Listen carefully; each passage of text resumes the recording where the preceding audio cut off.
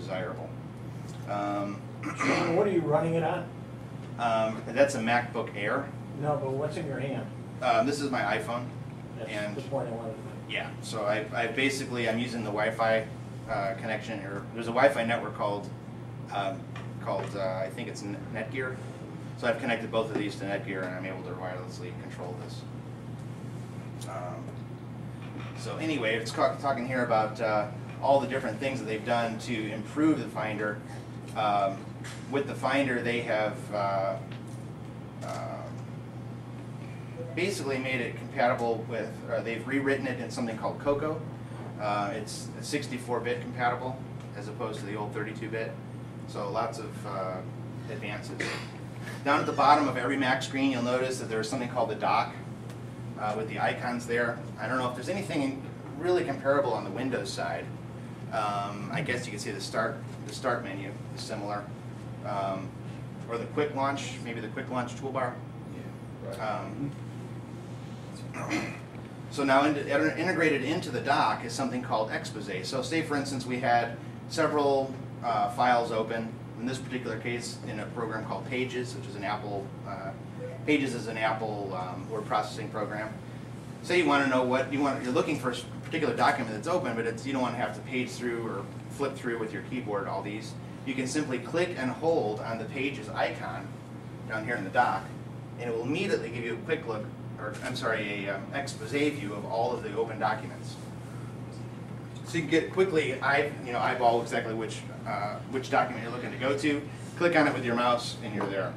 This also works across the board for all applications. So I could say, there's a keyboard command, I believe it's F5, where I could have multiple applications up, multiple documents, hit the F5 key, and they would all show up there.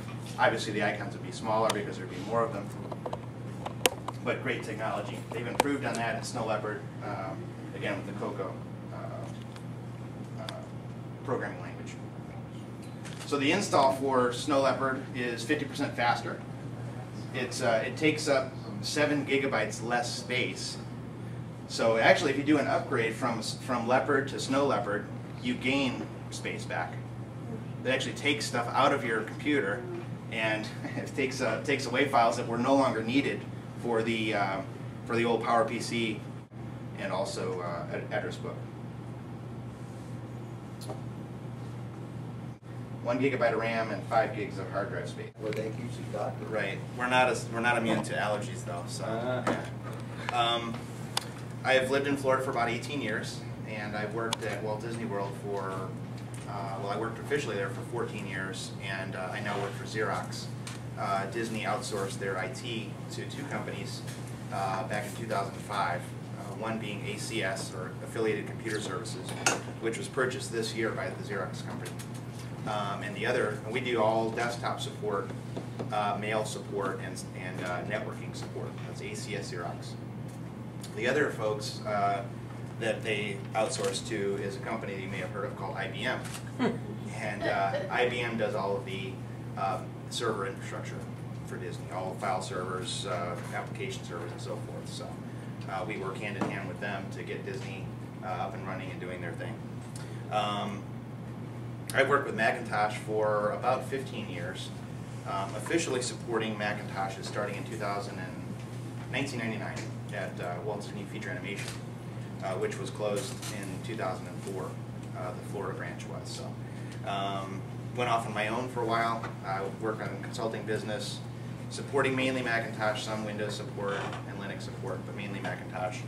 Did that from 2004 to 2007 when I was hired, 2008 when I was hired on by Xerox, so ACS.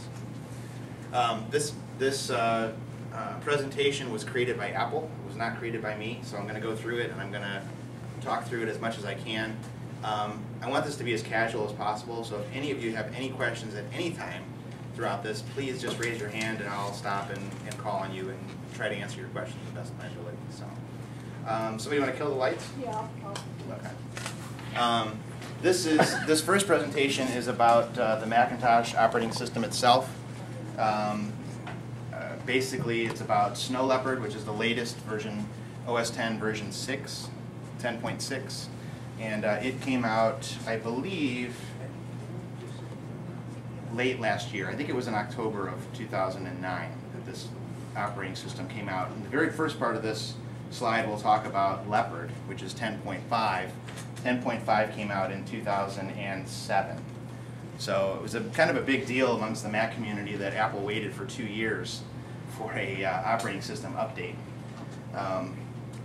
But it was Leopard was a great operating system, had lots and lots of really cool the products within the operating system. We'll talk about some of those here. They say it's their best-selling Apple product. Some of the technology built within Macintosh OS X Leopard and also in Snow Leopard 10.6. In this particular case, this is called CoverFlow. This is the operating system. It's opening. This is basically opening a folder, and you can scroll through and look at all of your files, and you get a quick kind of a snapshot of what the file looks like without ever opening it. So in this particular case, that it could be a PDF there. That is a PDF that you're looking at. So you can scroll through with this handle here. You can actually scroll through the files, and they will flip as you're scrolling to see what's there. You could also use your arrow key and just select select individual files or up and down, and they'll flip up there as well. Pretty neat technology. This is called Quick Look. We're actually in the operating system. We're not open. Nothing is open here. You look up there in the corner. It says Finder. Finder is analogous to Windows Explorer if you're a Mac or if you're a Windows user. In this particular case, you select the file, you hit the space bar, gives you a quick preview, a quick look, so to speak, of what the file is. Use that all the time. Fantastic technology. OS X Leopard also brought something called Time Machine. You may have heard of that.